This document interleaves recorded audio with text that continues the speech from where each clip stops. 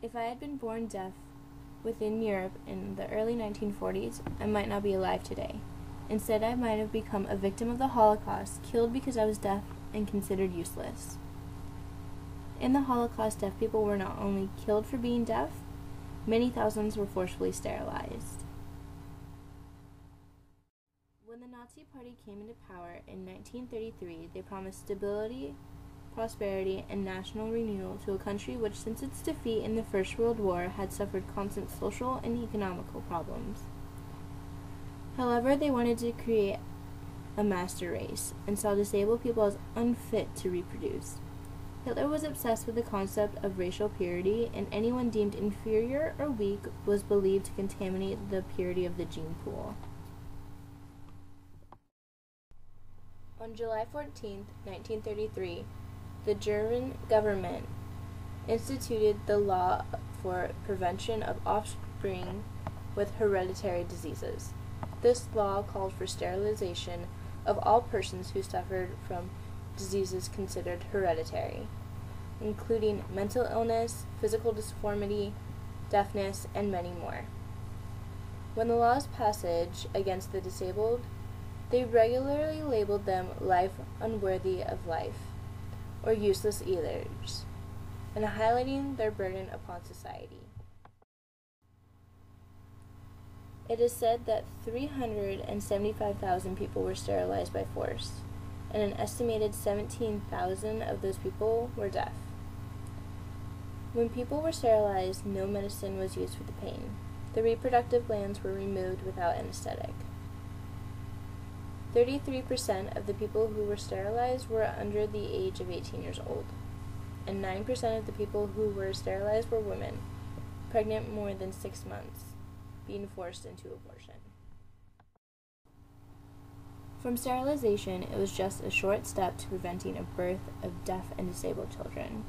In 1935, newborn babies with physical defects were removed from their mothers and killed. The parents were often informed that their children had died from natural causes. It is estimated that nearly 2,000 deaf children were killed this way.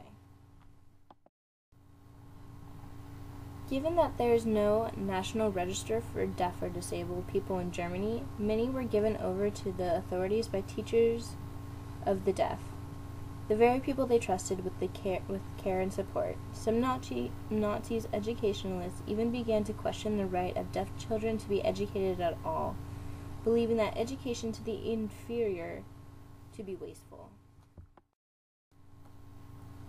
In 1939, the Nazi policy towards deaf and disabled people took an even more sinister and horrific turn. Hitler decided that people should be rid of the useless eaters, and that deaf and disabled children should be killed. In Nazi usage, euthanasia referred to systematic killing of its institutionalized mentally or physically disabled. The secret operation was codenamed T14 in reference to the street address of the program's coordinating office in Berlin.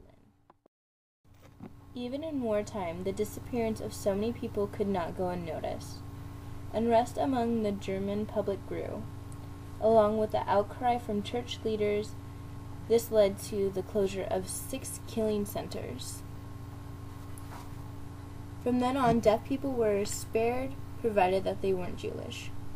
Hitler continued the killings of mental patients in secret. Vans used to gas the handicapped were transferred to concentration camps holding captured Jews. Deaf people who were Jewish continued to be sent to concentration camps. They were selected for the gas chamber based on their lack of fitness for work. After the war, many of those groups had been victims of sterilization or racial grounds were able to claim compensation in the courts. However, the new West government stated that sterilization of deaf people could not be classed as racial, and therefore no compensation would be paid.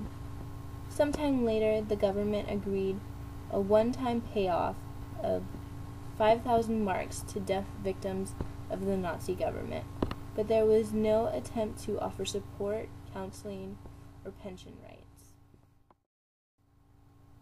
As the years pass and the Holocaust fades into history, it becomes ever more important that we keep asking the question, who were the real, unfit people?